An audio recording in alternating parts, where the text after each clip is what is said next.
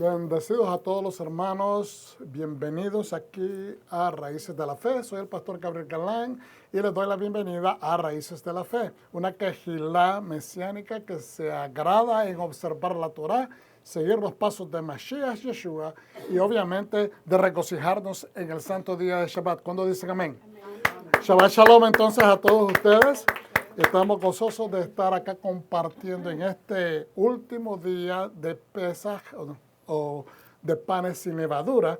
Y hoy tenemos una pequeña enseñanza sobre, queremos entender un poquito más de panes ácimos. Esto no significa que tenemos toda la información, hay muchas profundidades, hay muchas maneras de aproximar ¿verdad? Un entendimiento completo y amplio, pero simplemente un ángulo. En estos próximos minutos queremos compartir algo que nos deje un entendimiento más profundo, que lo podamos aplicar en nuestra vida, tener un entendimiento que nos permita entender por qué es tan importante hacer esta observancia o esta observación de panes ácimos o panes sin levadura. Y vamos a seguir adelante. Hoy estaremos viendo, no vamos a ver todas las escrituras que están acá, simplemente vamos a tratar de aproximar a cuántas, o sea, lo más que podamos, eso es lo que quiero decir. Éxodo 13, 17, 15 al 26, Éxodo 13, 17 al 15 al 26, Deuteronomio 15, 19 al 16, 17. Estos comprenden algunas de las escrituras, si no mal recuerdo, que estudiamos en Beshalach, la porción que estudiamos en Éxodo. También segunda de Samuel 22, 1 al 51, y Isaías 10, 32 al 12, 6 y Juan 20, del 1 al 20, en Pacto Renovado o Nuevo Testamento, Juan 20, del 1 al 20. Y seguimos hacia adelante. Como les decía anteriormente, bienvenidos a Raíces de la Fe. Nos gozamos que ustedes compartan con nosotros en este tiempo especial. Es un tiempo de calidad. Amén. Amén. Entonces hoy tenemos o utilizamos algunos de estos recursos para compartir con ustedes. Y de estos recursos que mencionamos, tenemos el comentario de la Torá de JPS o JPS del Éxodo, que es del doctor Nahum Serna, y también de la sabiduría de Maimónides, y también obviamente la base de nuestra fe, que es la Biblia, que utilizamos siempre la Biblia judía completa. Vamos hacia adelante, vamos a hacer la oración todos juntos, por favor. Vamos a dar una bendición a aquel que nos entregó su Torá. Todos juntos, yo me excuso para que ustedes puedan ver la pantalla. Nos levantamos, por favor, y decimos, Berechut et Adonai Habeborah. Baruch atah Adonai Eloheinu melech haolam asher baharbano mikol ha'amim. Baruch atah Adonai noten haTorah. Amén. Yo me detuve antes de tiempo. Vamos a hacer la bendición ahora. Bendigamos a Adonai. Él es bendito. Bendito es Adonai. Bendito eres Adonai, nuestro Elohim, Rey del universo, quien nos escogió entre las naciones y nos instruyó con su Torah. Bendito es Adonai, dador de su Torah. Amén. Gracias, hermanos. Pueden sentarse y vamos hacia adelante.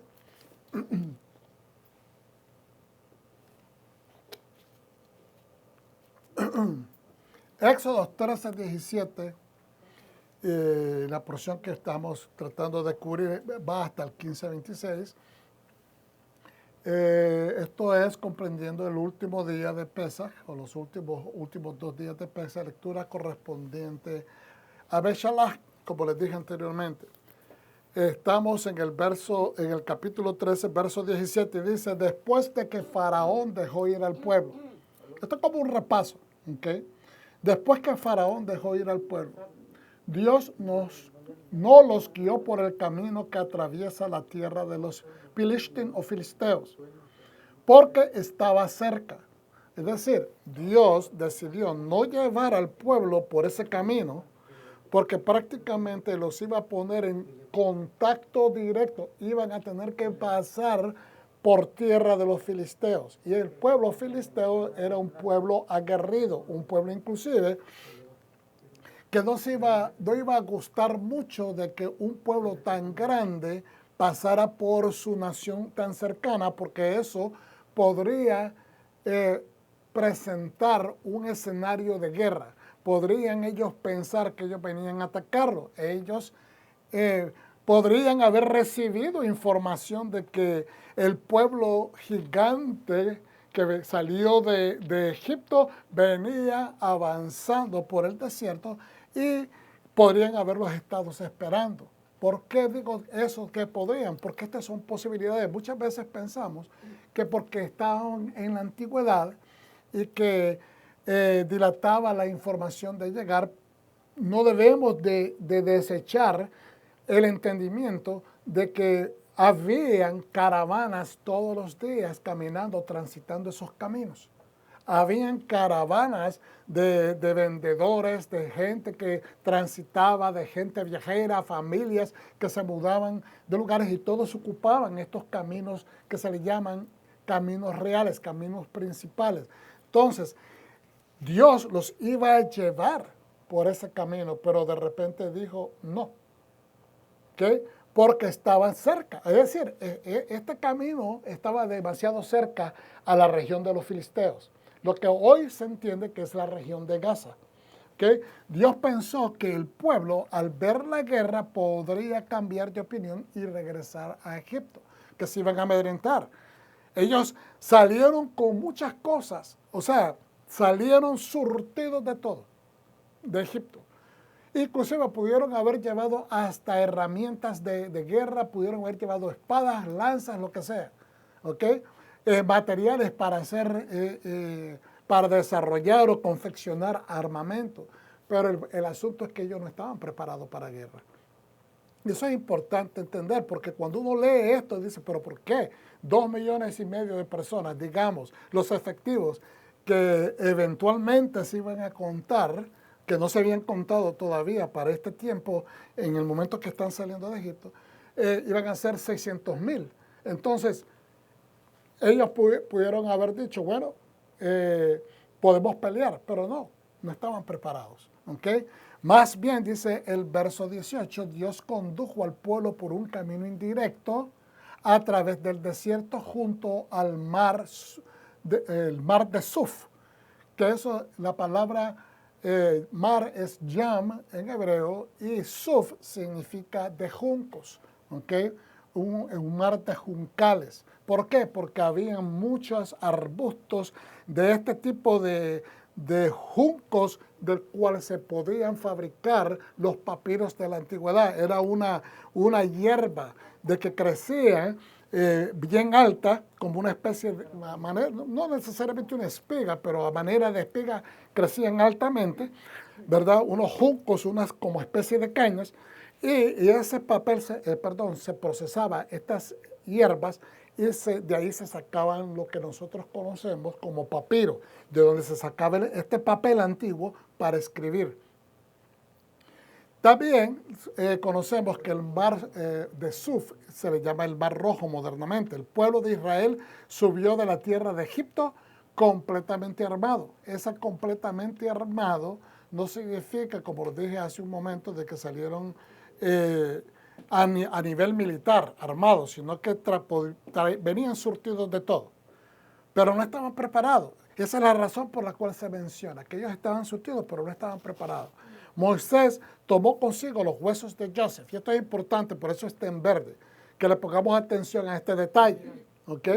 De que Moisés tomó consigo los huesos de Joseph.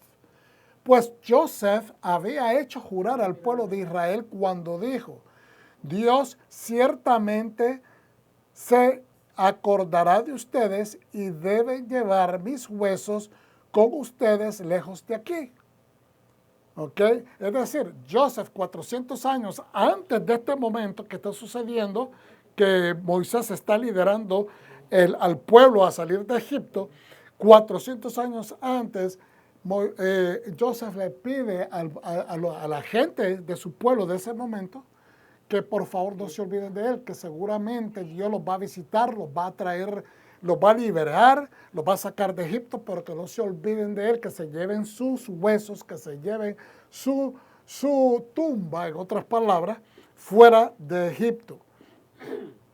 Partieron, dice, de Sucot, que es una ciudad principal, y acamparon en Etam, al borde del desierto. Nosotros estudiamos esto bastante a fondo este pasado, hace unas semanas atrás, y establecimos dónde estaba Etam, dónde se cree que estaba Etam, ¿ok?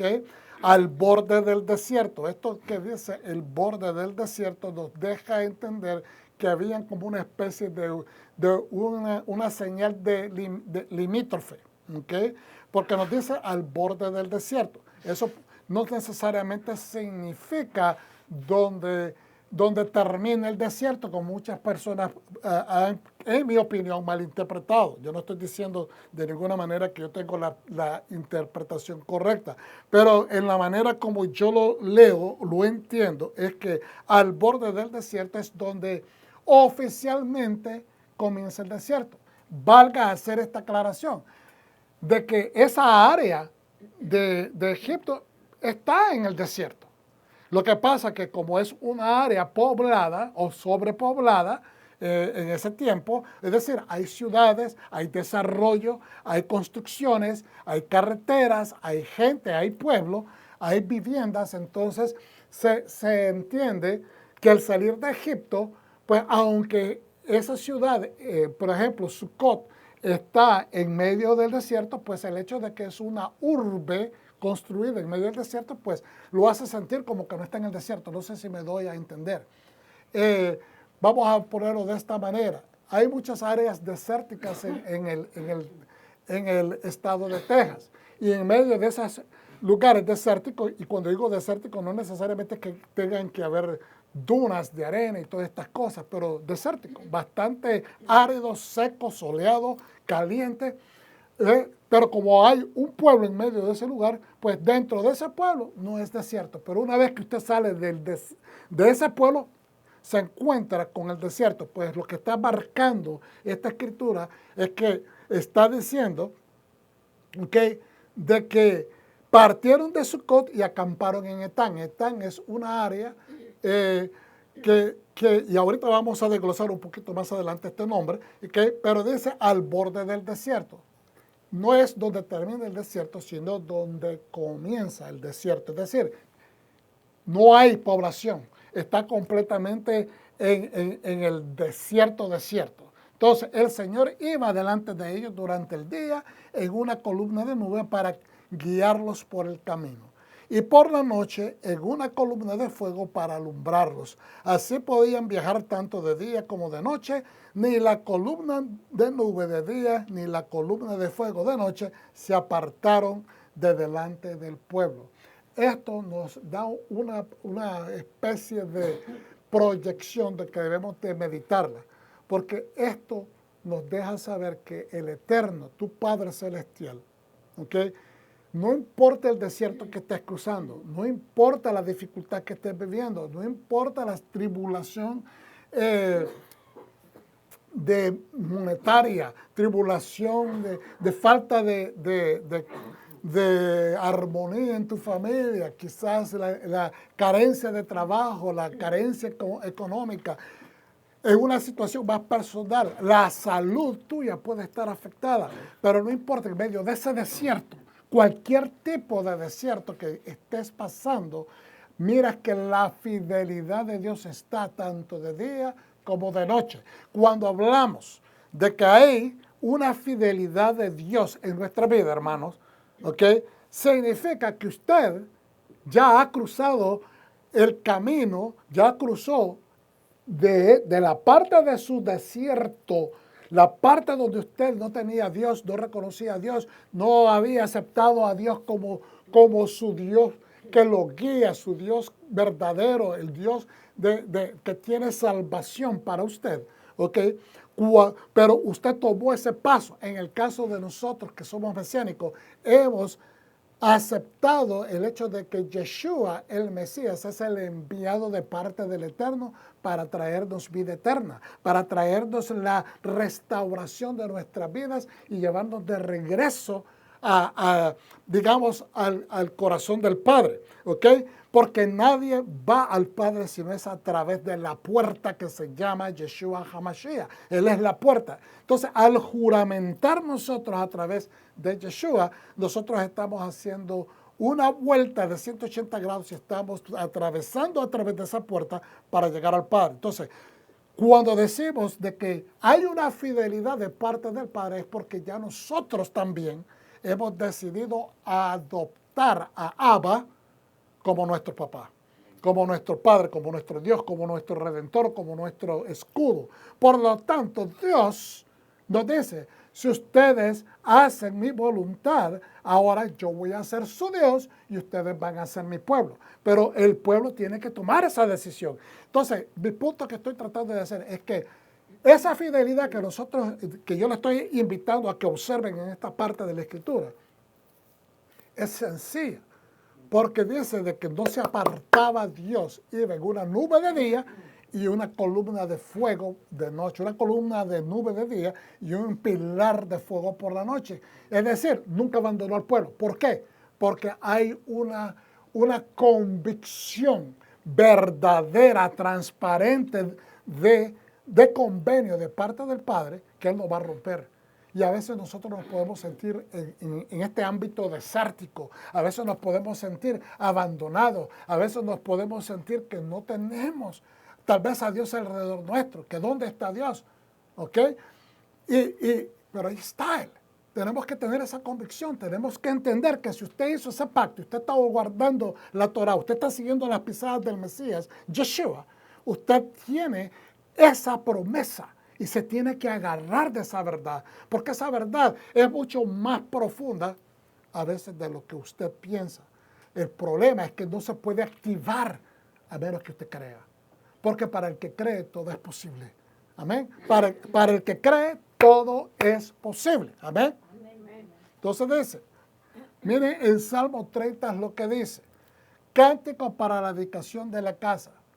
Usted con la quejilá, con el compañerismo en fe que usted tiene en una congregación, ¿ok? Este compañerismo de esta congregación, esta comunidad, ¿ok? La quejilá significa es una congregación, una comunidad de creyentes que se reúnen para adorar al Eterno, es decir, para hacer acto de culto, de adoración, de reconocimiento, de alabanza y ser partícipes del reino en los llamados que Dios nos da. Por favor. Gracias, muy amable. Aleluya. Santo es el Eterno. Gracias. Entonces, cuando nosotros decimos esto, cuando estamos diciendo esto, yo quiero que por favor pongan atención en este punto, de que nos reunimos con ese objetivo, para hacer comunidad, para ser como una sola voz en frente de Hashem, porque estamos unidos por el día, no importa si estamos en diferentes horarios en diferentes partes del mundo, mientras estemos observando las santas convocatorias que comienzan con el Shabbat semanal.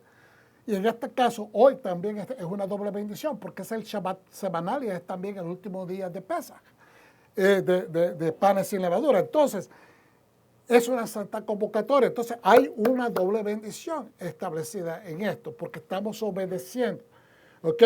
Estamos obedeciendo gozoso, no nos es de peso. Ahora dice, fíjense bien en Salmos 30, te exaltaré, Adonai, porque me rescataste. Yo quiero que asocien este Salmo 30 con lo que estamos viendo, ¿verdad? Que el pueblo está saliendo de Egipto. ¿Verdad? No hemos mencionado que el pueblo sale, llega finalmente ante las aguas del Yam Suf, del mar de Juncales, y que ahora se sienten atrapados porque el faraón, después de 3 días, se da cuenta. Después de 3 días le llega mención a él de que el pueblo no está pensando regresar. Él en todo momento pensó de que el pueblo venía de regreso, porque eso fue lo que le pidieron. Pero de repente reacciona y se da cuenta de que el pueblo realmente nunca tuvo planes de regresar. No era que el pueblo le estaba mintiendo, es que el pueblo quería irse. No era que Dios estuvo mintiendo a Dios. Dios nunca le dijo, van a regresar. Dios le dijo, deja ir a mi pueblo en todo momento. El pueblo es mío, es mi pueblo continuamente. Es Israel, mi siervo. Deja irlos a darme culto. No quiso obedecer. No le pertenecía el pueblo a Faraón. Él nunca compró a ese pueblo.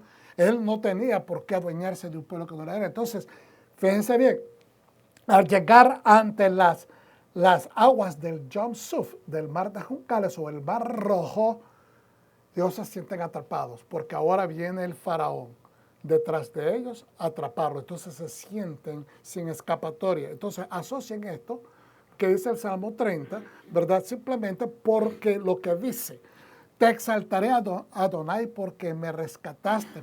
No permitiste que mis enemigos se alegraran de mí. Es decir, se gozaran porque me han vencido, en otras palabras, porque me vieron caer en sus redes. Adonai, mi Dios, clamé a ti y me salvaste. ¿Qué es lo que dijo? Empezaron a clamar, algunos empezaron a reclamarle y a quejarse con Moisés, pero ¿qué dijo Moisés? Cálmense, no tengan miedo. ¿Por qué le dijo no tengan miedo? Porque cuando hay miedo no puedes activar la fe, no puedes activar la fe. Vuelvo y repito, cuando nos llenamos de pavor, nos llenamos de temor, no podemos activar la fe. Ven, entonces le dice, cálmense, no tengan miedo. Y entonces en el momento que él dice eso, él seguramente que estaba también orando internamente, pero ¿qué le dice el Señor? ¿Ok? En este momento no clames a mí, ya has clamado lo suficiente, no clames a mí, sino que ejecuta. Estoy utilizando otras palabras, pero prácticamente levanta tu mano y ordena que se abra el mar. Adonai, mi Dios, clamé a ti y me sanaste. Esta palabra la podemos aplicar. Si estás enfermo, que te sane. Si estás perseguido, que te dé libertad. Que te traiga salvación. Si estás económicamente quebrantado, que Dios provea. Entonces, me sanaste mi situación, trajiste salvación a mi situación. Adonai, me sacaste del Sheol. Ellos estaban atemorizados porque pensaban que la muerte era inminente, que la muerte se iba a posesionar de ellos, que el faraón los iba a matar o los iban a llevar de regreso a la esclavitud, que es implicativo o que prácticamente es equivalente a estar muerto en vida.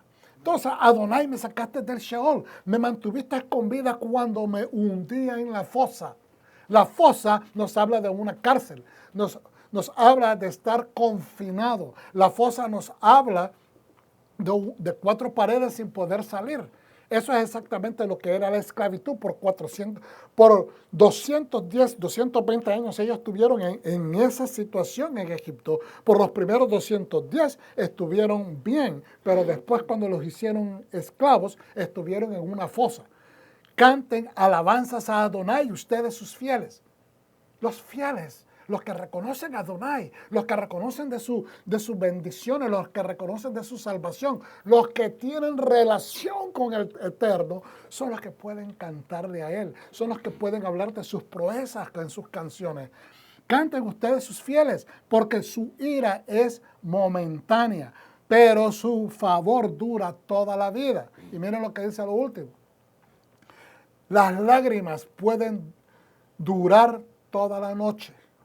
Nuestras lágrimas, nuestros padecimientos nos hacen, no importa si es de día, no importa si son las 12 del día y el sol está sobre nosotros y hay suficiente luz, no importa, hermano. Cuando uno está con dolor, cuando uno está afectado, cuando uno está atribulado por cualquier tipo de tribulación, uno siente que es noche. ¿Okay? Uno siente que la prueba le trae una noche al espíritu. Las lágrimas pueden durar toda la noche. No significa literalmente nada más la noche. Está hablando de la oscuridad del alma. ¿Okay? Pero con el amanecer, con la luz de Hashem, con la luz de la salvación, con la luz de la verdad, con la luz de su justicia, vienen gritos de alegría. ¿Cuántos dicen amén? Amén. Entonces, es aquí donde podemos poner esto en una compaginación con lo que está viviendo el pueblo en este momento. ¿Y qué tiene que ver todo esto con panes sin levadura? Hermano, tiene que ver, porque cuando estamos atribulados, nuestro espíritu está empobrecido. Cuando estamos afectados emocionalmente, es como cuando su cuerpo no come pan. Cuando su cuerpo no hay otro alimento, no hay absoluta, está como un ayuno de alegría, está en un ayuno de bienestar, está en un ayuno no un ayuno voluntario, pero está en un ayuno forzado, porque eso es lo que trae la tragedia, lo que trae la angustia, lo que trae el padecimiento, lo que trae la situación adversa, trae a nuestro espíritu una especie de ayuno forzado. Hay gente que ni siquiera quiere comer cuando tiene problemas en la vida. Hay gente que si pierde a un ser querido, si pierde la economía, si pierde, ¿me entiende?, un trabajo, lo que sea, una pérdida, una aflicción de enfermedad, a veces a las personas no quieren ni siquiera comer, se siente débil y es forzada. Entonces, el pan de la pobreza, el pan de la aflicción, es la matzah. No tiene sabor, es agua y la harina de trigo, por lo cual significa que aunque usted coma matzah, ¿okay?, si solamente usted tiene matzah para comer, también va a sentir una especie de limitación, porque no es lo que usted normalmente está acostumbrado, no están todos los nutrientes, no está todo lo que su cuerpo necesita para poder desarrollar la energía o los niveles de energía. Entonces, cuando uno pasa sufrimiento, uno está en esa especie de dieta forzada que te hace sentir débil, triste, en necesidad.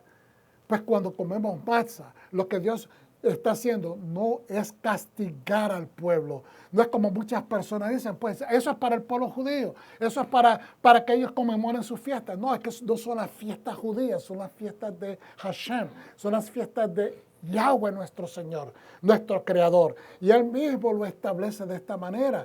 Y entonces, ¿qué es lo que estoy diciendo? Cuando nos llama a que observemos esta fiesta, nos está llamando a que no olvidemos el carácter de su poder, nada más de que Él es el Dios que está sobre todas las cosas, sobre todos los reyes, sobre todas las fuerzas, sobre todas las leyes, digamos, universales. No, no solamente es eso, pero Él quiere que entendamos a través de que Él es el que tiene la capacidad de salvarte en todas esas dietas de tus necesidades, que Él está capacitado para sacarte a flote de cualquier tipo de fosa, de tribulación, de esclavitud, de necesidad que tengamos. Él lo que quiere es que no solamente recordemos la salida de Egipto, ¿ok?, sino que entendamos de que hay una verdad genuina, eficaz hacia toda la eternidad, que Dios es tu salvación, de que Dios es el que puede sacar lo que era imposible para el hombre, lo que era imposible para el pueblo hacer. Imagínense, 1 millonada de gente, lo que era imposible para 2 millones de israelitas, porque se le sumaron por lo menos medio millón de gente cuando salieron de Egipto. Lo que era imposible para ellos, con tanta gente, Dios lo hizo. Dios lo hizo. Hashem lo culminó. Entonces, mire lo que dice en Tesalonicenses, que vamos haciendo una especie de construyendo el entendimiento, porque los panes sin levadura tienen que ver con resurrección. Los panes sin levadura tienen que ver con resurrección. Muchas personas no lo asocian. Se asocia el hecho de que los panes sin levadura hablan del cuerpo de Yeshua. Amén. Presenta el cuerpo de Yeshua sin ningún tipo de falta. No hay ningún nivel de leudo o levadura en el cuerpo de Yeshua. ¿Qué significa eso? O sea, la asociación o la metáfora es que como el pan nada más lleva agua y lleva la harina de trigo, y se mezcla y se tiene que hacer con una precisión antes de 18 minutos y se hace la tortilla, por decirlo de esa manera, o la galleta o la matzah y se pone a tostar inmediatamente a calentar en un comal o un recipiente para calentar o para cocinarla. Entonces, ¿qué significa? Que se tiene que hacer antes que empiece a crear su propia levadura. Yeshua no permitió de que sus propias vicisitudes, los propios ataques, la propia persecución que él recibió en su vida de parte de todos los líderes religiosos, de toda la gente que le tuvo envidia, gente del pueblo, gente religiosa, es decir, toda la gente que le persiguió, que no permitió en ningún momento de que eso fuese justificación para que él empezara a enojarse y a pronunciar, digamos, maldiciones, que él pudo bien hacerlo. Él pudo haber establecido juicio en contra de esta gente, pero no lo hizo. Él guardó su alma de nunca dejar que su cuerpo se contaminara a ese nivel. Entonces, dice en 1 Tesalonicenses 4, 13 al 18, ahora, hermanos, queremos que sepan la verdad sobre los que han muerto. Hermano, a veces uno siente que en la vicisitud, en el problema, en la persecución, en la pérdida, en la tragedia, estamos muriendo. Porque es una parte de nosotros, especialmente cuando perdemos cosas importantes, seres queridos en la vida. ¿Okay? De lo contrario, podría entristecerse como lo hacen otras personas. Vuelvo y repito, este es el Rab Shaul, el apóstol Pablo, hablando de esto. Tratemos de entender lo que nos está diciendo. Ahora, hermanos, queremos que sepan la verdad sobre los que han muerto. Está hablando de la fe. ¿Los que han muerto en qué? Esperando la venida del Mesías, esperando la salvación de Hashem. De lo contrario, podría entristecerse como lo hacen otras personas. ¿Qué quiere decir esto? Se está refiriendo a la gente que murió en fe, que murió esperando, y no importa qué tipo de vicisitudes, hermanos, si nosotros como creyentes en el siglo XXI, con todo lo que hemos aprendido, con toda la información que tenemos accesible, con tanta gente, diferentes sabores, diferentes denominaciones, gente hablando de las raíces hebreas, trayendo más contexto acerca de las escrituras, que en un tiempo no podíamos entender completamente, y ahora a través de las raíces hebreas podemos poner un poco más de contexto cultural, contexto geográfico, contexto de muchas cosas que nos ayudan a entender mejor las escrituras. Si en este momento no entendemos esto, pues entonces, hermanos, significa que estamos dejando que las vicisitudes de la vida, las distracciones de la vida, los placeres de la vida y todo este montón de cosas se adueñen. Es decir, las plantas, mala hierba, empiezan a ramificar sus raíces y nos ahoguen la semilla que Dios ha plantado en nosotros. ¿Por qué? Porque estamos más atentos de lo que estamos padeciendo, que más atentos de la fe que está dentro de nosotros y que está viva, que está siendo llena del fuego del Espíritu de la Santidad, porque ahí está. Lo tenemos que activar día a día. Ahora, hermanos, queremos que sepan la verdad sobre los que han muerto.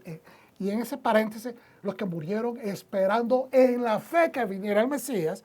De lo contrario, podrían entristecerse como lo hacen muchas personas, otras personas. Hay mucha gente que le pisan un callo y hasta ahí llegó la fe. Reciben una corrección directa o indirecta y hasta ahí le llegó la fe. La fidelidad se termina cuando alguien te llama la atención. Te enojas con tu papá porque te regañó. Te enojas con mamá porque te llamó la atención. Te enojas con el maestro porque te dijo que te sentaras, que no estuvieras de necio. Te enojas con la persona en el trabajo, tu supervisor, que te corrige porque hiciste tal vez mal a la orden. Y si nosotros no aprendemos a corregir, a tener una actitud de siervo que acepte la corrección, porque eso nos hace mejor, terminamos sucumbiendo a cualquier vicisitud en la vida y nos empezamos a morir, pero sin fe, porque hemos decidido ya de antemano, ya con una actitud de queja, de que no queremos ser corregidos, que no queremos ser alentados. La corrección es alentamiento. La corrección, si se mira desde la perspectiva correcta, es lo que nos hace mejores personas. Por eso es que tenemos que pasar la prueba en la escuela, porque la prueba nos dice cuánto estudiamos. Y si no pasaste esa clase, es porque no estudiaste lo suficiente. La maestra corrige tu examen y te pone en letra roja si no pasaste.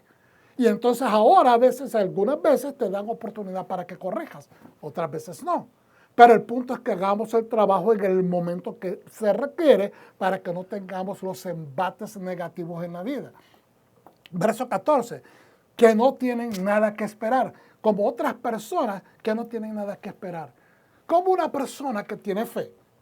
Y yo quiero que nos animemos, no escuchen mi voz ni mis inflexiones en este momento como grito, como regaño, ¿me entienden? No es eso, sino que yo quiero animar, ¿ok? Como personas que tienen fe se desesperan por cualquier tontería. Dice que no tienen nada que esperar, como hacen algunas personas que no tienen nada que esperar. Como una persona que tiene fe podría decir, yo no tengo nada que esperar de Dios.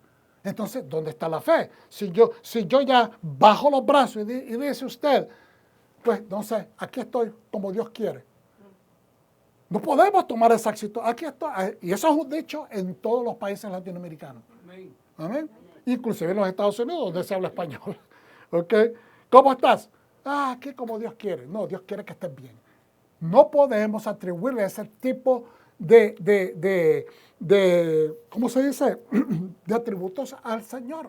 Él no es un Dios que quiere que su pueblo esté menospreciado, que esté decaído, que esté vencido. ¿Acaso no dice la misma Escritura que nos va a hacer cabeza y no nos va a hacer cola, que quiere que seamos los primeros y que no seamos los últimos? Que si cumplimos con sus prescripciones, que nos va a hacer levantar sobre todas las naciones de la tierra. Entonces estamos desmintiendo la promesa de nuestro Padre. Entonces dice después, porque ya que creemos que Yeshua murió y resucitó, esto viene como un contraste. No podemos estar de manos caídas como gente que no tiene nada que esperar. Si somos gente de fe, tenemos mucho que esperar, porque estamos en un pacto con Dios. Porque ya que creemos en Yeshua, que Yeshua murió y resucitó, también creemos que de la misma manera Dios que de la misma manera Dios el Padre, por medio de Yeshua, que es su enviado real, se levantará consigo a los que han muerto. Se llevará, consigo a los que han muerto. Hermano, ¿qué es lo que le dijo Joseph? Yo quiero que analice esto, lo que acabamos de leer en un momentito atrás. Le dijo Joseph al pueblo, ciertamente Hashem los va a visitar. En ese momento Joseph no sabía cuándo Hashem iba a visitar al pueblo para darles libertad, ¿ok? Para sacarlos de Egipto, porque él sabía que el pueblo, sus hermanos, tenían que regresar a la tierra de la promesa, la tierra que Dios le prometió a Abraham. Entonces, ahora, él no sabía cuánto tiempo iba a dilatar, pero después que murió Joseph, pasaron por lo menos 300 años, ¿ok? 300 y pico de años. Hasta el momento, pues que ni tampoco se dio cuenta Joseph que los hicieron esclavos. Él no sabía lo que venía en el futuro. Sí, quizás sabía la información porque se la habían pasado a sus ancestros. Porque a Abraham se le dio en revelación esta información, que su pueblo, su descendencia, iba a ser esclava en una nación extranjera.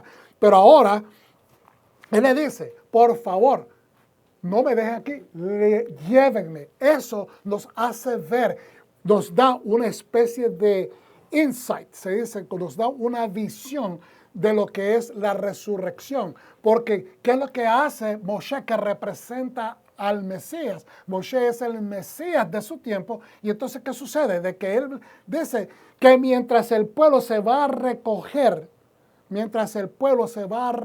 dicen los sabios, todo lo que Dios le dice, vete y recoge la riqueza, todo lo que los egipcios le iban a dar a ellos, mientras ellos se ocupaban de eso, Moshe se fue a buscar cómo cumplirle la promesa a Joseph, su ancestro, ¿ok? De que venga y los levante y se los lleve con ellos. Es decir, que no deje la tumba de él, que no deje sus huesos, ¿ok? Momificados. ¿Ok? Porque ciertamente de que Joseph tuvo que haber sido momificado si era un alto funcionario del gobierno egipcio. Entonces, que levantaran ese cuerpo y se lo llevaran, que no lo dejaran enterrado en Egipto. Eso nos deja ver de una manera visual o una manera tipográfica o una tipología, ¿okay? De que es la resurrección, que está siendo levantado y llevado a la tierra de la promesa, lo que muchas personas llaman el cielo, ¿ok? Pero mire bien, porque ya que creemos en Yeshua, murió y resucitó, ¿cuál es el objetivo? Que Él resucitó, darnos vida eterna. Esa es la promesa. Y dice que Él es la primicia de los muertos. ¿Por qué? Porque fue el primero que se levantó de los muertos. También creemos que de la misma manera Dios, por medio de Yeshua, se llevará consigo a los que han muerto. De la misma manera como José fue levantado por Moshe, de la misma manera Yeshua va a levantar a su pueblo, aquellos que han jurado y se han mantenido en los mandamientos, en la Torah, y han mantenido el testimonio de Yeshua con ellos. Cuando decimos esto, lo basamos en las propias palabras del Señor. Nosotros que permanecemos vivos, cuando el Señor venga, ciertamente no tendremos precedencia. Es decir, nosotros que estamos vivos no vamos a ser los primeros, no vamos a ser levantados primero. ¿Por qué? Porque los que vivieron primero y se murieron son antes que nosotros. Entonces, por eso es que a veces nos dice la palabra, los primeros, que somos vivos, la mayor parte de la gente dice, pues nosotros estamos vivos, se nos debe dar la prioridad. No, pero es que los que ya vivieron anteriormente y fueron los que ejercieron fe antes que nosotros y se fueron a la tumba esperando al Mesías, a ellos se les da también la preferencia, porque Dios es un Dios justo, Dios es un Dios de orden. Entonces, ciertamente dice, nosotros no vamos a tomar precedencia, es decir, no nos vamos a adelantar sobre los que ya han muerto en fe anteriores a nosotros, porque el Señor mismo descenderá del cielo con un clamor contundente, con la llamada de uno de los ángeles gobernantes o arcángel, un ángel que tiene ¿cómo se dice? Un nivel de oficial, un arcángel, y con el shofar de Dios, que es el shofar, es decir, una trompeta que anuncia la ejecución de una orden del rey. Lo que dice, los que murieron en Gehad, que es fe, los que murieron unidos al Mesías. Cuando dice en esta versión judía, dice unidos al Mesías, lo que está hablando es estar en Gehad, que es estar en unidad de fe con el Mesías. ¿Qué significa estar en unidad de fe? Que somos exactamente iguales en el nivel de fe que Yeshua. No, que compartimos, tal vez nosotros no somos perfectos como Yeshua es, pero que compartimos la Torah. La unidad de fe es que sabemos que hay un solo Dios, que hay un solo Creador y que nos sometemos a ese orden. ¿Okay? Dice, serán los primeros en resucitar. Luego nosotros, los que aún vivamos, seremos arrebatados con ellos a las nubes para recibir al Señor en el aire. ¿Okay? Seremos arrebatados a las nubes. Muchas personas se han enseñado muchas cosas sobre esto. No voy a abundar en eso porque ya tenemos suficiente información de la manera como se nos ha enseñado. Pero esto el Señor se va a manifestar en las nubes. ¿Okay? No sabemos exactamente cómo va a ser eso, pero nos deja saber esto alude al hecho de que en la antigüedad se le decía al Dios que cabalga sobre las nubes, es decir, que tiene control. Eso, más que sea una especie de poder, de gloria que nos manifiesta el Señor, lo que quiere implicar o lo que nos está proyectando es que es el Dios creador del universo, que es el Dios creador de los cielos y la tierra, que tiene poder de las nubes. No hay cosa que se pueda agarrar. Es decir, no hay nube que se pueda agarrar con las manos. Es imposible. Los seres humanos no tenemos ese poder. Pero que Él aparezca en las nubes está dando su superioridad como creador, que Él puede cabalgar sobre ellas, que puede venir sobre ellas, que tiene la potestad, el poder de poder tomar control de estas cosas, de todo lo que es para nosotros imposible manipular, de lo que es para el ser humano tocar, darle forma. Es imposible. Entonces, Él sí, Dios sí puede. Ahora, la gente dice, pero es que Yeshua es Dios. Hermanos, no podemos negar la procedencia divina de Yeshua. Pero el mismo Yeshua en muchas ocasiones se refiere al Padre como su Padre y su Dios. ¿Ok? Y lo que nos enseñó Yeshua es darle siempre la gloria al Padre y reconocer de que hay un solo Dios. Él mismo le preguntaron, Señor, ¿cuál es el mandamiento más importante? ¿Y qué fue lo que declaró él?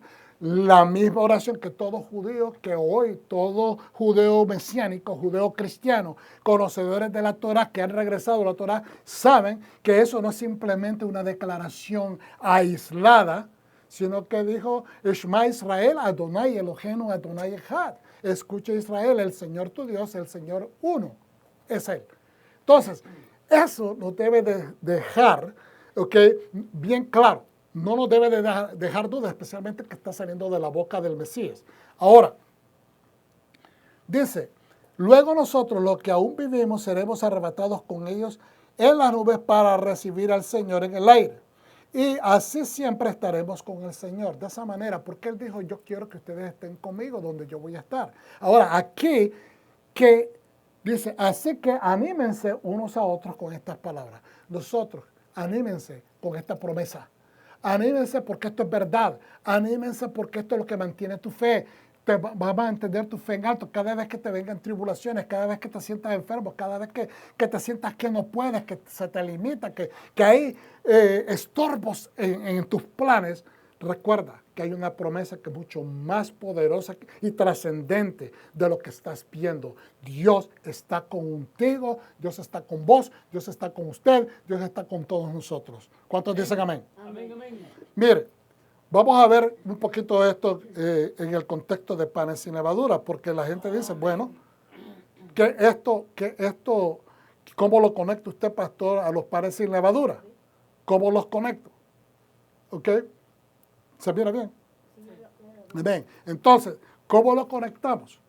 Pues hermanos, mire, nuestros panes sin levadura, espiritualmente hablando, si nosotros los queremos aplicar, es una vida sin pecado. ¿Okay? Es una vida dedicada a hacer las instrucciones que Dios nos da con la Torá. Las personas piensan que la festividad de los panes sin levadura simplemente simbolizan eso. No, simbolizan a Yeshua, pero tenemos que tomar la aplicación para nosotros mismos. Porque se trata, como le digo anteriormente, de una dieta que nos dice, tuvieron que salir rápido. ¿Qué significa que tuvieron que salir rápido? ¿Que los venían persiguiendo desde ese momento que salieron de Egipto? Absolutamente no. Absolutamente no. Dios Hashem ya les había dicho al pueblo, van a preparar, van a tomar un cordero de la manada, van a cuidarlo por 4 días, lo van a inspeccionar, que no haya defecto en él, y a los 4 días de tenerlo en su casa, el día 10 lo van a agarrar hasta el día 14, y en el día 14, entre las 2 tardes, lo van a sacrificar. Y después lo tienen que cocinar de esta manera, tiene que ser asado. No es cocido, no es frito, es asado. Y después ahí se lo van a comer con panes sin levadura. ¿Y cómo es el pan sin levadura? Es simplemente harina y agua. No van a echarle sabores. No hay tiempo para esperar que suba, no hay tiempo para esperar que suba. O sea, no le pueden echar levadura porque no hay tiempo. ¿Por qué? Porque tienen que esperarlo listo para salir Cuando rompe el alba, ustedes tienen que salir rápido.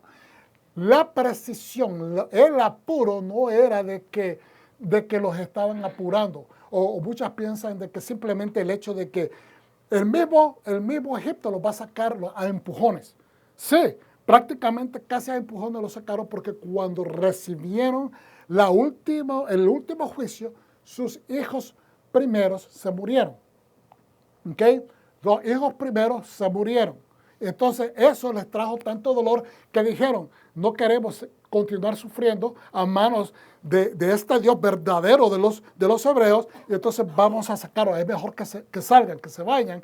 Pero no era porque los estaban apurando de esa manera, es porque Dios quería que no perdieran tiempo, que tenían que esperar ese amanecer con las ropas ajustadas y listo, sin tanto peso, sin tanta preocupación, preocupándose de lo que iban a comer y a beber. Yeshua dijo, no se deben de preocupar de lo que van a comer, ni de lo que van a vestir, porque Dios se los va a proveer. Cuando Yeshua habla esas palabras en el Nuevo Testamento, podemos compaginarlo con ese momento de salida. No estoy diciendo que eso es exactamente el punto, estoy diciendo que lo podemos asociar, porque esta gente tenía que preocuparse, vamos para el desierto.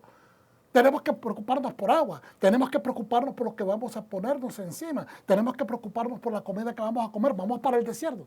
Y Dios dijo, no, ustedes no se preocupen. Solamente pónganse listos para salir inmediatamente.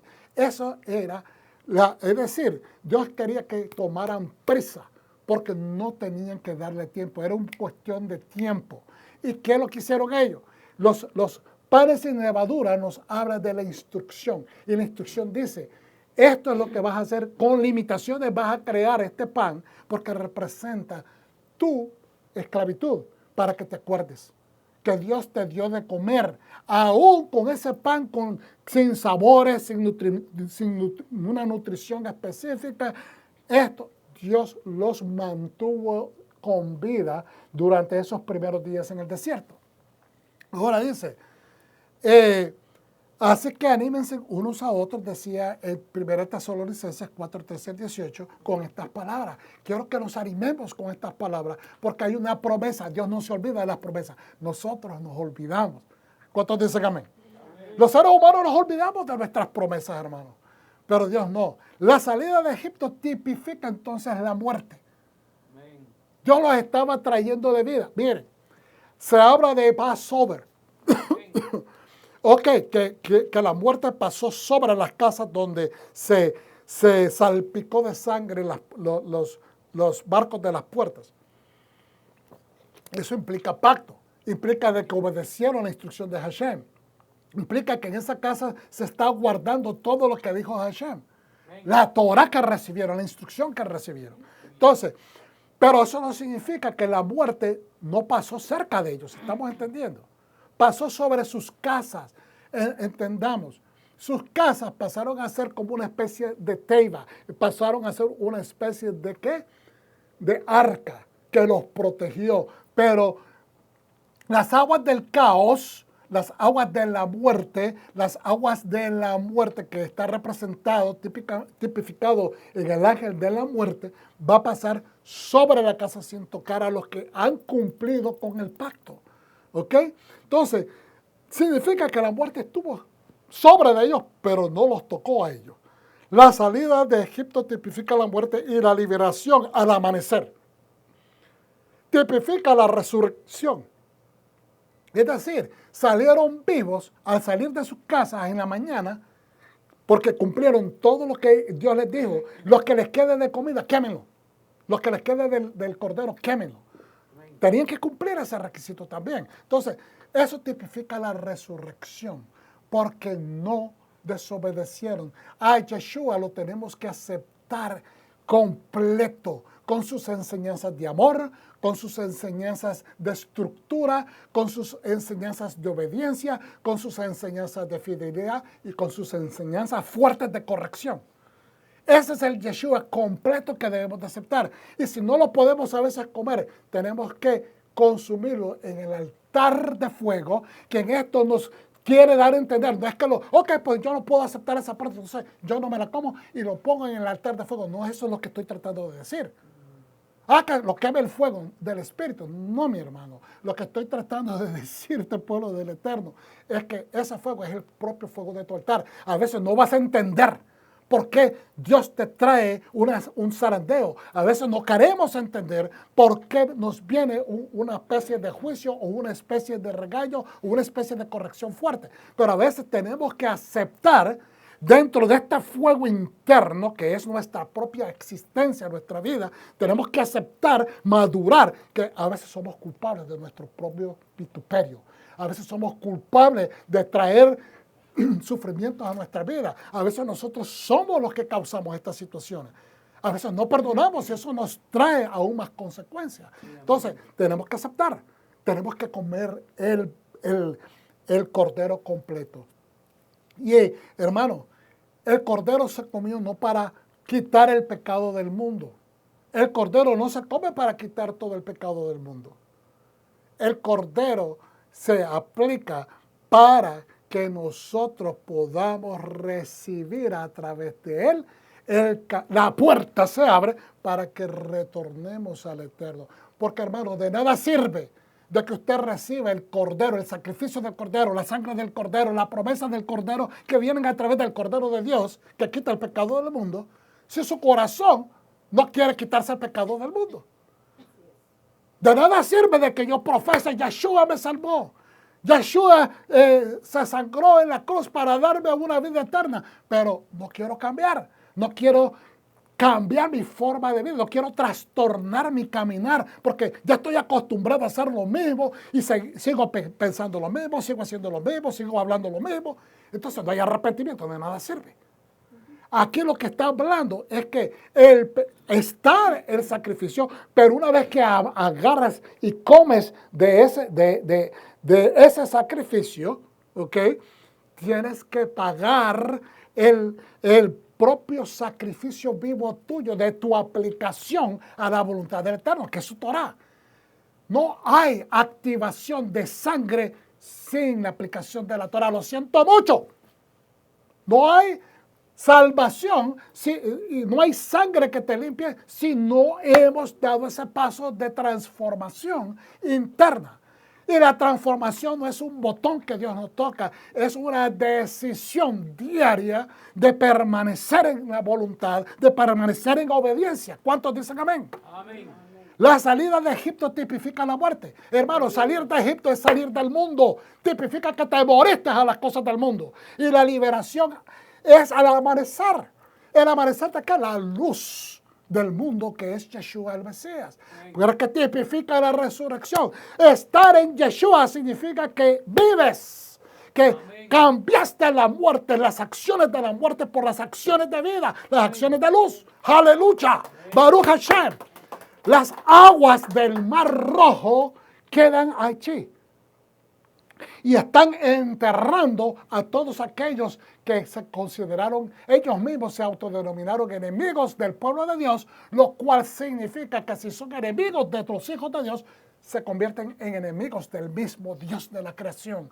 Aleluya, ¿cuántos dicen amén? Ahí se quedó todo el ejército del faraón en el Mar Rojo. Pasa por el Yam Suf, el mar de juncos, el Mar Rojo, porque tipifica la inmersión de una mikvah.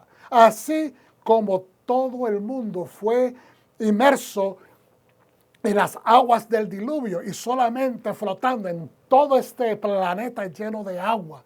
Lo único que se miraba flotando en todo ese vasto planeta lleno de agua en ese momento era la Teiba, el arca de Noé flotando sobre toda esa vasta, digamos, colchón azul de aguas. Entonces, pero tipifica la muerte porque eso eran aguas de caos, eran las aguas del juicio de parte de Dios. Entonces, tipifica la inmersión o mikveh, el bautizo que se le llama tradicionalmente, un rito de paso, hermano, porque si nosotros no nos bautizamos, no hacemos la inmersión en las aguas del cambio, las aguas de la regeneración, que son en Yeshua, porque Él es las aguas de vida. Entonces, no estamos pasando el rito de paso, por eso se llama, es un rito de paso y no es una mala palabra, es algo que se tiene que hacer. Cuando usted se bautiza, si usted es cristiano, cuando usted se bautizó, eso es un rito de paso. Porque usted está diciéndole adiós al mundo. Ha tomado una decisión ante la comunidad que usted está diciendo, bye bye mundo, yo voy a vivir para Yeshua, para el Eterno a través de su Hijo. Un rito de paso para poder estar ritualmente, externamente aptos. Porque el interior es trabajo de cada uno de nosotros cambiarlo a través de la Torah. Es la Torah, la aplicación de la Torah, la que nos separa, la que nos santifica, la que nos enseña qué es lo que Dios quiere. Y entonces, una vez que hacemos costumbre de ella, nuestra vida empieza a transformarse. Nuestra vida empieza a dar frutos de vida para acercarse y poder ingresar nuevamente. Un rito de paso lo tenemos que tomar. Usted no puede entrar al otro cuarto si no pasa por el marco de la puerta. Es una transición de paso. Si no paso por esa puerta, no puedo llegar al próximo cuarto. Entonces dice, para poder estar ritualmente aptos externamente, es decir, las aguas nos limpian por fuera, pero no nos limpian por dentro. Las aguas de adentro, las aguas que van para adentro son la Torah, la palabra viva de Dios, que es la que transforma. Es la Torah, la instrucción de Dios, la que te hace cambiar, ver el mundo con ojos completamente diferentes. ¿Okay? Para podernos acercar a Él y poder ingresar o tener acceso a las promesas divinas. No hacemos ese cambio interno, no hay accesibilidad. Podemos ser personas de fe, podemos estar en espera de la bendición, pero por eso es que a muchos no se les da la bendición, no tienen acceso a la bendición porque han decidido no cambiar, no ser transformados internamente. ¿Okay? Acceso a la promesa viene, ¿verdad? Porque es una herencia, pero solamente viene el acceso a tu tierra de promesa, a la tierra, al Jaret. Es nada más cambiando tu voluntad, buscando la voluntad de Hashem. Es la única manera. Y eso viene por su palabra, no por tus estratagemas, no por tus diseños, no por lo que tú piensas que es correcto. Es como dice Dios que lo tenemos que hacer. En la tradición judía, tanto la mikveh como la tevilá se relacionan con la inmersión ritual. Fíjense bien, mucha gente usa la palabra mikveh, otros usan la palabra tevilá, pero se refiere a aspectos diferentes. La mikveh es el estanque donde usted va y se sumerge. Es el nombre del baño ritual en sí. Mientras que la tevilá es el acto de la inmersión. La tevilá es el acto de la inmersión. ¿Okay? El bautizo en sí. Pero el lugar, el estanque, la poza, el lugar donde usted... Ese lugar es la mikveh. ¿Okay? Entonces, él dice, es el acto de la inmersión en la mikveh para la purificación ritual. Usted no puede alcanzar purificación interna si usted ni siquiera quiere hacer lo mínimo que es ritualmente hablando, que es lo físico. Si una persona quiere aproximar a Dios sucio porque le da la gana, pues está bien, lo puedes hacer si quieres, pero teniendo el criterio, la capacidad mental, la inteligencia suficiente para efectuar decisiones correctas, entonces lo importante es que si tú vas ante una persona de importancia no te vas a presentar de una manera desordenada, desaliñada y sucia. Tienes que ir limpiamente ante un presidente, ante un director de escuela o lo que sea, tu jefe. No vas a ir completamente sucio, desaliñado.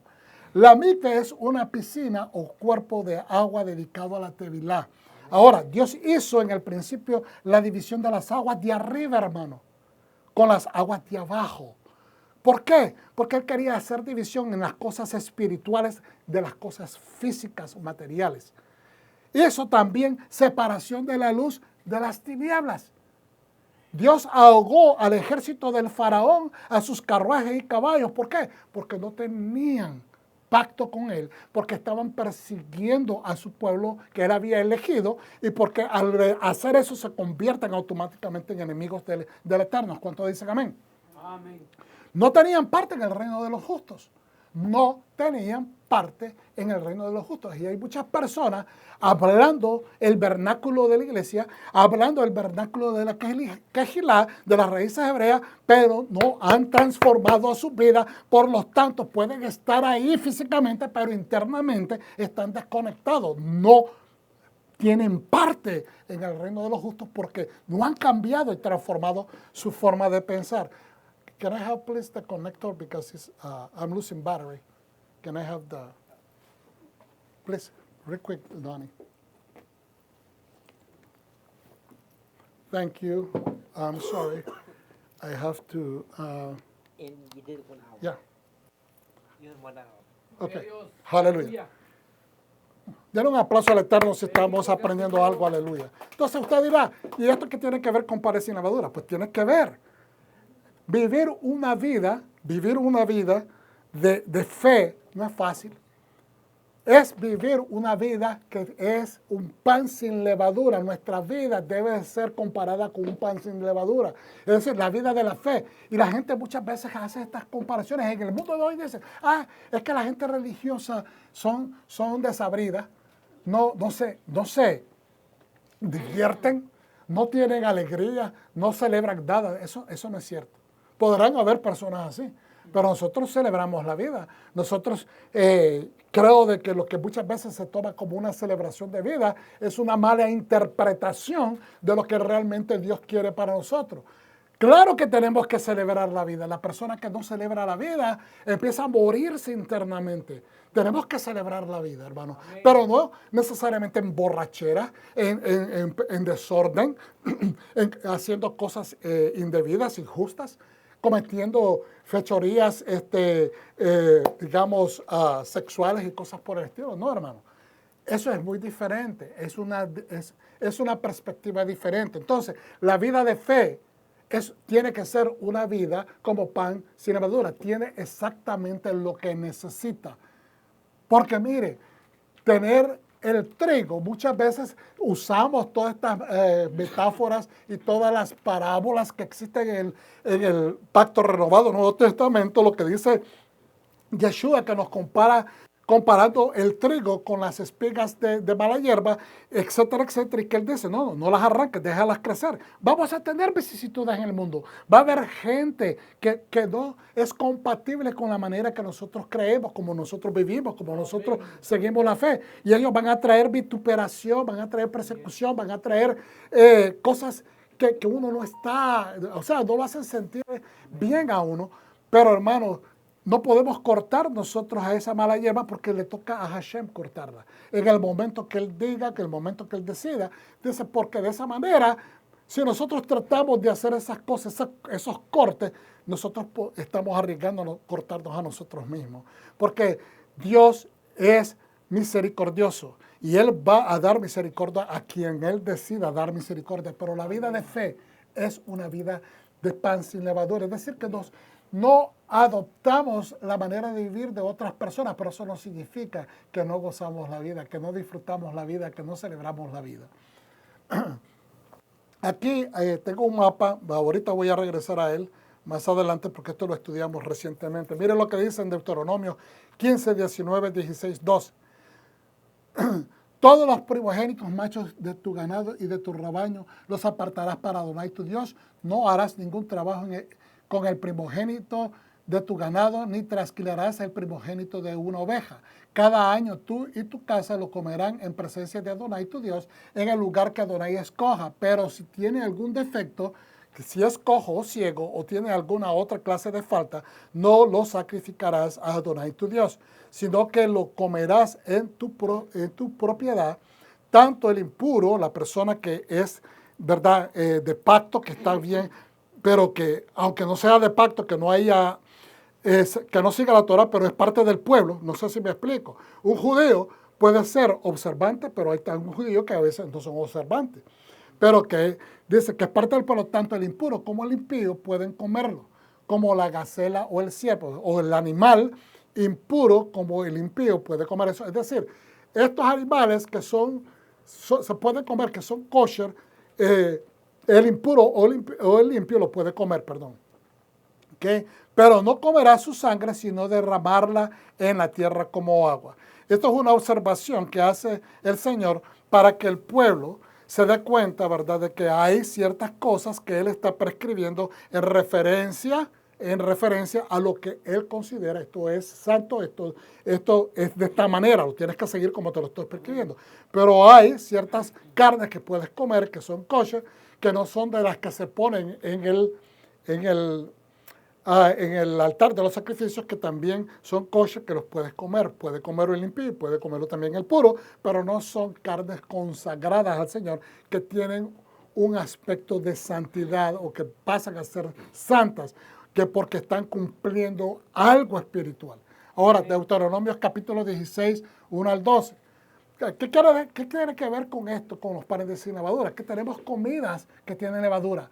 Pero para este tiempo de esta semana, de 7 días, que lo que está hablando es prácticamente de los 7,000 años, ¿verdad?, desde que Dios inició la creación, incluyendo los 6,000 años que han pasado, hasta ahora cuando regrese el Mashiach y establezca el milenio, que es el Shabbat milenario, que hay 1,000 años que cumplen el día Shabbat, por decirlo de esa manera, milenario. Entonces hay comidas, ¿verdad?, que nosotros podemos comer en la semana en todas las semanas, en las 51 semanas del año, pero en esta semana que observamos panes sin levadura, se nos pide que dejemos de comer cualquier cosa leudada. Pues de la misma manera, hermano, en la vida real tenemos muchas cosas que podemos comer, que tienen leudo, pero de la misma manera hay cosas que Dios dice, aquí esto es permitido y aquí esto no es permitido. La inteligencia y nuestra obediencia nos deja saber que si Dios lo está prescribiendo, lo tenemos que obedecer. Esa es la parte donde hacemos el ímpetu más fuerte y más sincero, más transparente de obedecer la prescripción, porque nos está prescribiendo algo que nos dice, todos los días del año puedes hacer esto, pero durante esta semana no. Pues eso es el tiempo de comer panes sin levadura, porque te está diciendo, como lo dice en esta escritura, estoy haciendo una comparación, nada más, es una comparación. Aquí dice, hay animales que tú no puedes comer, el pueblo no puede comer porque son cosas, porque aluden a las cosas santas que se hacen en el templo, en el altar, ¿verdad? En el altar de fuego del templo o del santuario. Pero hay estos animales que sí lo pueden comer cualquier persona del pueblo. Es bien claro, ¿ok? En otras palabras, el comer panes sin levadura nos establece, nos debe de dar esta clara enseñanza que lo que Dios quiere es que seamos fieles. Nos está poniendo nuestra fidelidad y nuestra aplicación a prueba. Él quiere que nos recordemos cuando salimos de Egipto, del Egipto físico y del Egipto espiritual, cuando éramos pecadores y ahora dimos un cambio y retornamos a Él. Deuteronomio capítulo 16, 1, 12 dice, observa el mes de Abib y celebra la Pascua a Adonai tu Dios, porque en el mes de Abib, que es Nisan, Adonai tu Dios te sacó de Egipto de noche. Estaba por amanecer. No es que fue a las 12 de la noche, pero amaneciendo, todavía estaba oscuro. En otras palabras, el sol todavía no se ponía a alumbrar. Que ofrecerás la ofrenda de Pascua de ovejas y vacas a Adonai tu Dios en el lugar que Adonai escoja para que habite su nombre. Ahora, de aquí en adelante, todos los sacrificios que hagas los tienes que hacer nada más en el lugar que Dios te prescriba, donde Él va a invocar su nombre. No se pueden hacer sacrificios en cualquier lugar. Tiene que ser donde Dios establece en el santuario. No comerás hametz, levadura, con ella. Es decir, cuando hagas esta celebración de ovejas de Pascua, no la vas a comer con nada que tenga levadura. Es decir, durante 7 días comerás con ella matzah. Matzah es claro, no es simplemente un pan en forma de galleta, sino cuando se dice matzah es pan sin levadura, el pan de la aflicción, el pan de pobre, porque saliste apresuradamente de la tierra de Egipto. Así recordarás el día en que saliste de la tierra de Egipto, es para que te recuerdes de dónde te he sacado. Ese pan te deja saber que tienes un pacto conmigo, pero más importantemente es que reconozcas, le digas a tus próximas generaciones que yo soy el Dios de ustedes y desde dónde te saqué. ¿Ok? Y de eso lo tenemos que hacer mientras vivas. Dice, recuerda esto mientras vivas. Vuelvo y repito, así recordarás el día en que saliste de la tierra de Egipto mientras vivas. Es decir, no podemos olvidarnos en toda nuestra vida. No se verá levadura contigo en ningún lugar de tu territorio durante 7 días. Nada de la carne de tu sacrificio del primer día por la tarde permanecerá toda la noche hasta la mañana. No podrás sacrificar la ofrenda de pesas que en cualquiera de las ciudades de Adonai tu Dios te da. Es decir, solamente donde Él designe. Sino en el lugar que Adonai tu Dios escoja para que habite su nombre. Ahí sacrificarás la ofrenda de pesas al atardecer, al ponerse el sol en el tiempo del año en que saliste de Egipto. La asarás y la comerás en el lugar que Adonai tu Dios escoja. Por la mañana volverás e irás a tus tiendas. Durante 6 días comerás matzah. Y en el 7º día habrá una asamblea festiva para Adonai tu Dios. No harás ningún tipo de trabajo. Es lo único que no se puede. Puedes cocinar en el 7º, en el caso de hoy, que cae en Shabbat, pues no se puede cocinar. Se tenía que cocinar desde antes, ¿verdad? Es a preparar todas estas cosas ¿por qué? Porque caía también en un sábado. Contarás 7 semanas, comenzarás a contar los 7 semanas desde el momento en que metas tu hoz por primera vez en la mies. Y esto yo explicaba en lo que puse esta mañana o anoche, ahorita se me va, porque uno estudiando y preparándose a veces se desvela. Pero creo que expliqué de que son dos cosas diferentes. A veces la gente se confunde, pero espérate, dicen que contar el Omer es día tal, es el 5.º día o el 6.º día, pero que de los panes sin levadura es el 7.º. Entonces la gente se confunde, es que una cosa no tiene que ver con la... O sea, sí tienen que ver porque son cosas espirituales, son instrucciones que Dios es eterno. Pero los panes sin levadura es lo que estamos celebrando. Esta es la fiesta de los panes sin levadura, pero después de Pesach, que en el segundo día, después que hicimos la cena, el sábado por la noche de esta semana que pasó, pues al siguiente día, al caer el sol en domingo, empezó el conteo del Omer, que es otra cosa, que se tienen que contar todos estos días hasta llegar al día número 50, que viene a ser Shavuot o Pentecostés. Pero ahora dice en el verso 12, voy a saltar y dice, recuerda que fuiste esclavo en Egipto, entonces guardarás y obedecerás estas leyes. Recuerde, ¿por qué dice Dios, recuérdate que fuiste esclavo? En otras palabras, es una implicación muy directa, pero al mismo tiempo que nos invita a meditar en ella. ¿Por qué quiere Dios que recordemos cuando fuimos esclavos? En otras palabras, que no quiere que regresemos a eso. Porque la persona que se olvida de dónde salió, se olvida de sus pequeños principios, se olvida de la gloria de Dios, se olvida que Dios es el escudo, se olvida que Dios es el proveedor, pues está exponiéndose a volver a cometer los mismos errores de antes. Porque uno tiene que mantener el agradecimiento y recordar quién es tu Dios y recordar sus prescripciones y vivir conforme a ellas para que no se nos olvide de dónde venimos. De lo contrario, vamos a cometer, vamos a tropezar. Y es importante eso. Ok. Aleluya. Quiero que estamos cubriendo ya, estamos por terminar. Dice cuando dice en Éxodo 19, verso 8 al 9, fíjense bien, todo el pueblo respondió a una sola voz. Esto fue cuando Dios le dijo a Moshe, prepara al pueblo, que se consagren a mí 3 días antes de presentarles la Torá. Ellos se consagraron, limpiaron sus ropas, les indicó que no tuvieran ni siquiera relaciones con sus esposas, que nadie que se mantuvieran, ¿verdad?, consagrados al Señor, y después el Señor apareció en la nube. ¿Okay? Nuevamente, ahí tenemos una especie de una dieta. Tienen que hacer la mikvah o la tevilá, tienen que ver una inmersión, laven sus ropas, ¿ok? Conságrense. Se intuye de que no comieron nada en esos días porque estaban en espera de presentarse ante el Señor. Y después dice también, no tengas ninguna intimidad con tu pareja. Eso te está hablando de una dieta. Es decir, mantente como un pan sin levadura. No te conectes con nada que pueda traer impureza. ¿Por qué? Porque Dios va a bajar y va a presentarse a ustedes. Lo que voy a hacer por ustedes es algo santo, es algo especial. Nuevamente nos da la indicación de que cada vez que nos vamos a aproximar al Señor, queremos entrar a una relación más alta, ¿ok?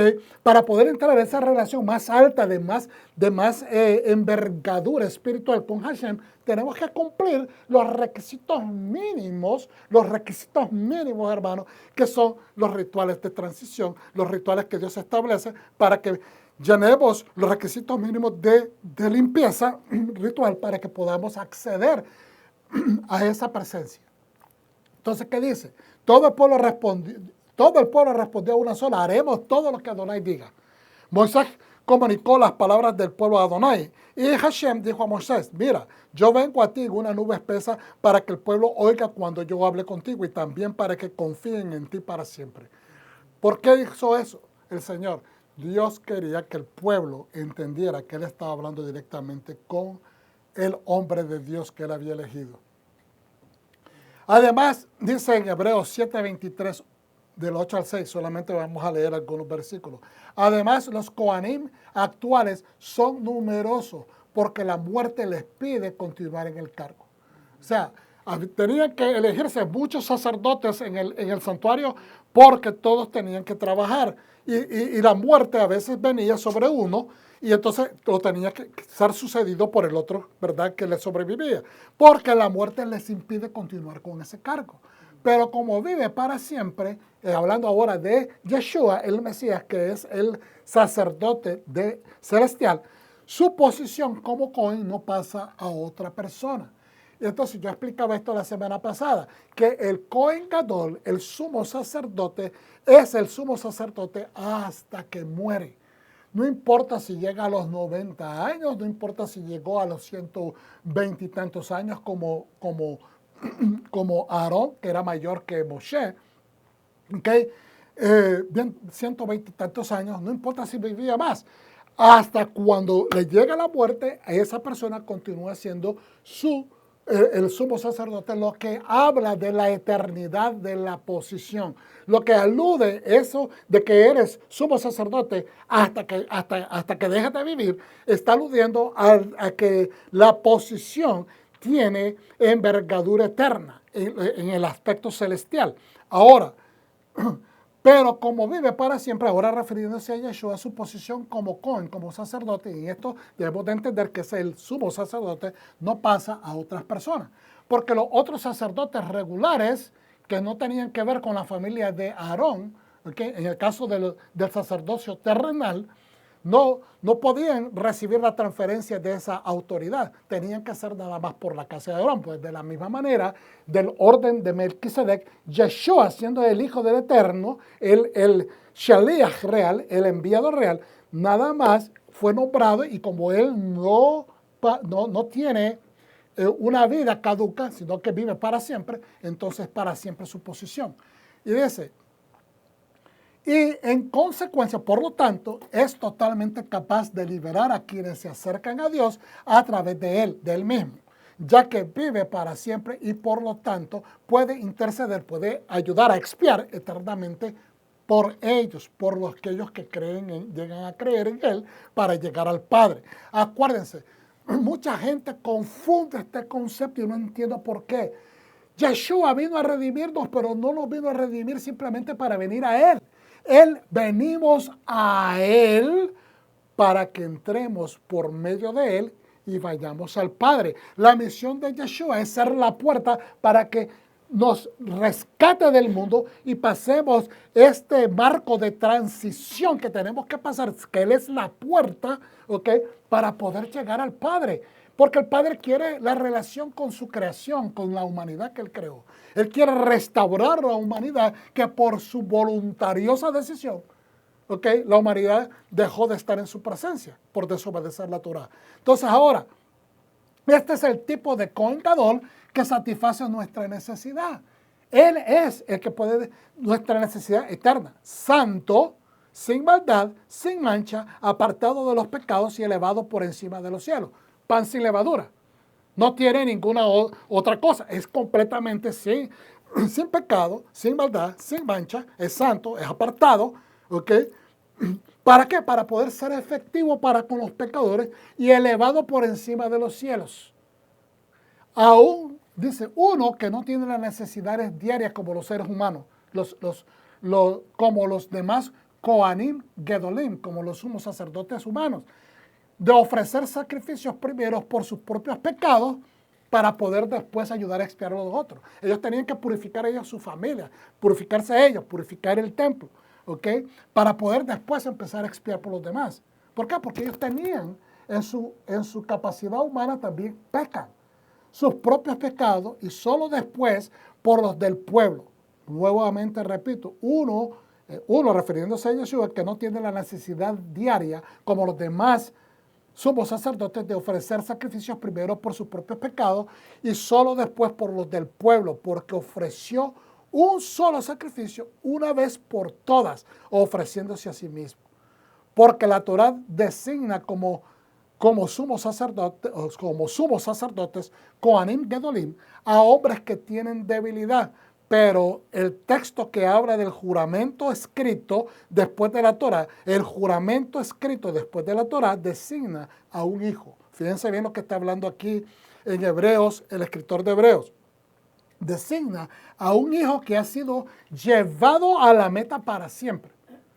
Entonces, en hebreo dice, ¿de qué está hablando?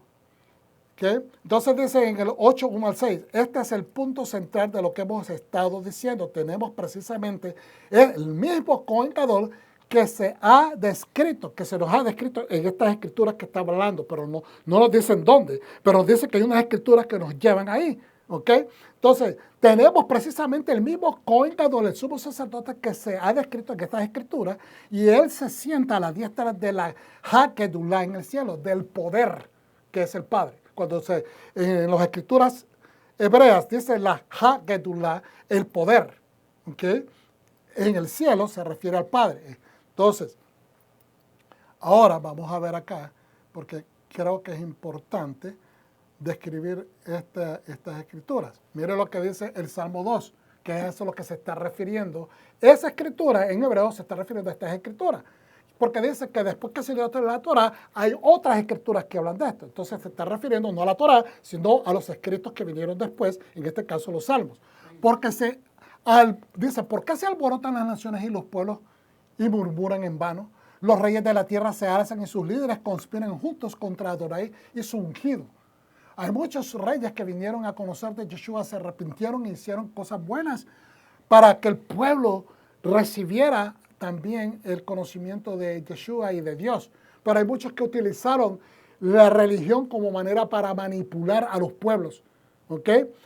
Claman, dice, rompamos sus grilletes, liberemos sus cadenas. El que se siente en el cielo se ríe, Adonai los mira con burla.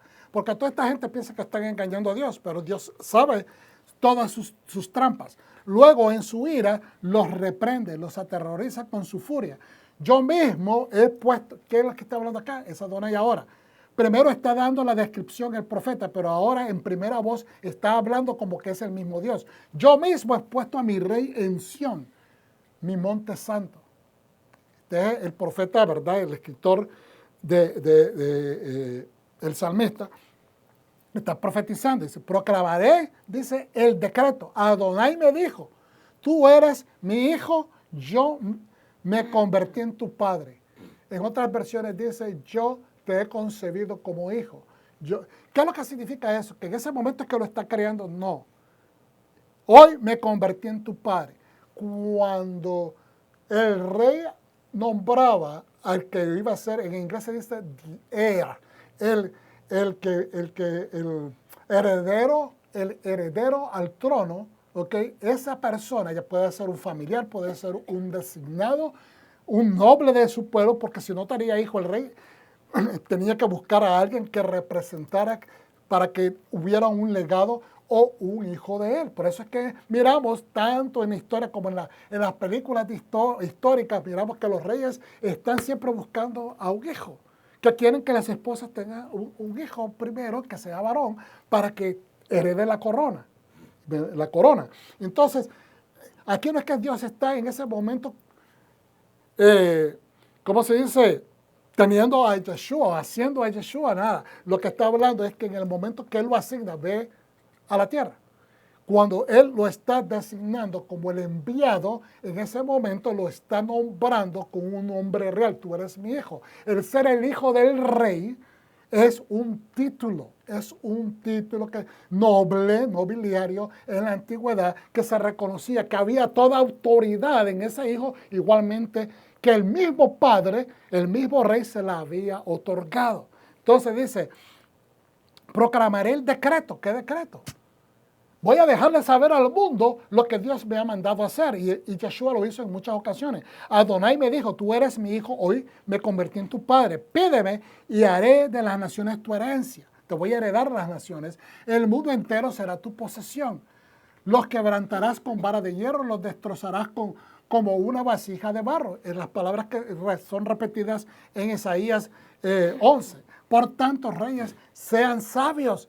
Estén alertas, jueces de la tierra, hombre, no engañen, no traten de utilizar el conocimiento de Dios para manipular al pueblo. Sean sabios, reyes, jueces de la tierra, sirvan a Adonai con temor. Con ese temor significa con reverencia, alégrense, pero con temblor. besen al Hijo para que no se enoje y perezcan en el camino cuando de repente se encienda su ira. Cuán bienaventurados son todos los que se refugian en Él. Mire lo que dice el Salmo 10 y con esto terminamos. ¿Ok? Salmo 110, perdón. El Salmo de David. Adonai dice al Señor, siéntate a mi diestra hasta que ponga a tus enemigos por estrado de tus pies. Yeshua subió a los cielos, hizo lo que iba a hacer en el templo, hizo la purificación que tenía que hacer, dio su reporte, por decirlo de esta manera, para que lo entendamos, al Padre, de lo que él había hecho, y le dijo al Señor, ahora siéntate, voy a poner hasta que todos tus enemigos, todos los anticristos, todos los antitorá, todas las personas que no quieren a nadie que represente a Dios, estén puestos debajo de tus pies. Entonces, Adonai le dice a mi Señor, siéntate. Adonai, el Padre, le dice a mi Señor, está hablando a otro Señor. ¿Quién es ese Señor? Pues es el Hijo, el designado, el enviado, el Mashiach. Siéntate a mi diestra hasta que ponga a tus enemigos por estrado de tus pies. Adonai enviará tu poderoso cetro desde Sion. Cetro es el bastón que establece la autoridad de un rey. Y dice, desde Sion. Es decir, desde ahí es que va a reinar, para que gobiernes sobre los enemigos que te rodean. El día que tus fuerzas se movilicen, tu pueblo se ofrecerá voluntariamente en esplendores sagrados desde el seno de la aurora. Tuyo es el rocío de tu juventud. Adonai lo ha jurado y nunca se retractará. Dios otorgó, Dios estableció eso y no hay cambio. Le gusta quien le guste, lo acepte quien lo acepte. Yeshua HaMashiach es el rey, el príncipe de paz aquí en la tierra, el rey sobre la tierra, pero es el príncipe en el cielo. Adonai lo ha jurado y nunca se retractará. Eres un Cohen Gadol. Ahí cuando dice eres un sacerdote, se tiene que entender, eso Gadol no aparece, pero lo puse ahí, se tiene que entender que está refiriéndose a su posición como Cohen Gadol, para siempre, porque lo compara con Melquisedec. Y no lo puede comparar con Melquisedec si no es un sumo sacerdote, porque Melquisedec era el sumo sacerdote, de acuerdo a las escrituras, de la ciudad de Salem o Salem.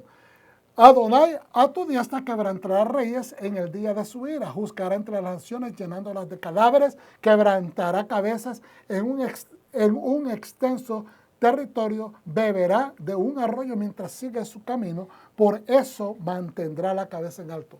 Hermano, todo esto usted dice, pero pastor, ¿cómo usted lo conecta esto con panes sin levadura? Porque Yeshua se quitó su realeza, es decir, hizo una dieta de todas sus autoridades nobiliarias de hijo de la deidad, de señor de señoras aquí en la tierra, se quitó todo eso e hizo una dieta como pan sin levadura.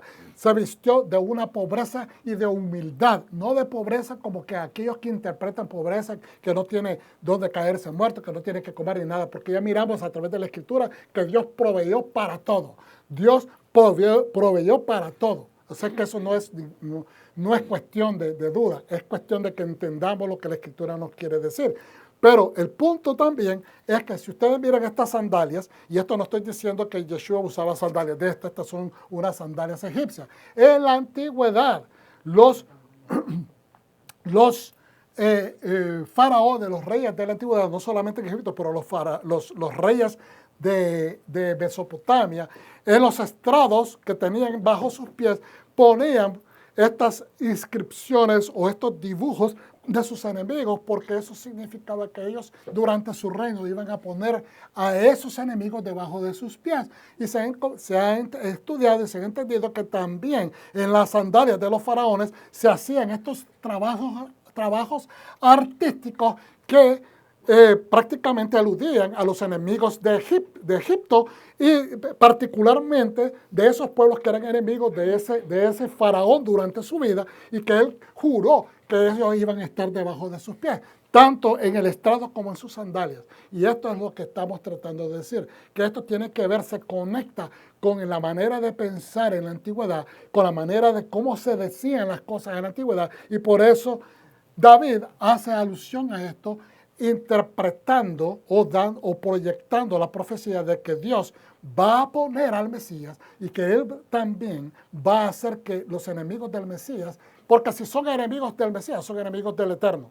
Si son enemigos del Eterno, son enemigos del Mesías.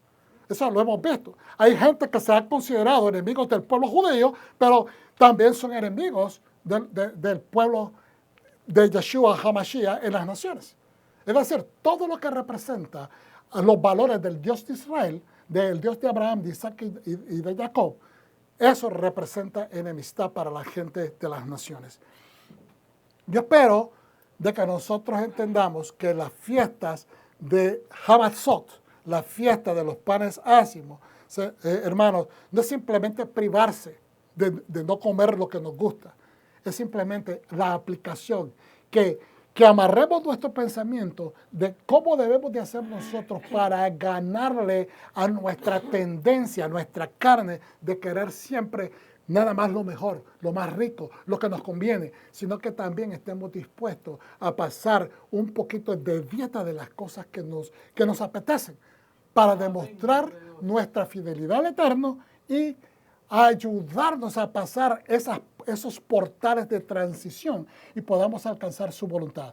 ¿Lo recibes, pueblo de Dios? Amén. Pues hermanos, gracias por la atención. Yo sé que vamos un poquito rápido por el tiempo. Te damos gracias, Padre Eterno, por esta palabra. Te damos gracias por tu Torah. Te damos gracias por la interpretación. Te damos gracias, Señor. No decimos que esto es exactamente todo como debe de ser, pero es una interpretación que queremos aplicar, Padre mío, a nuestro entendimiento para ayudarnos a caminar en tu voluntad y en obediencia. Te pedimos, Señor, que este mejor entendimiento de los panes sin levadura nos ayuden a alcanzar mejores metas en tu voluntad. Lo pedimos en el nombre de Yeshua HaMashiach, que traiga bendición a toda nuestra familia espiritual. Shalom. Yeshua, amén.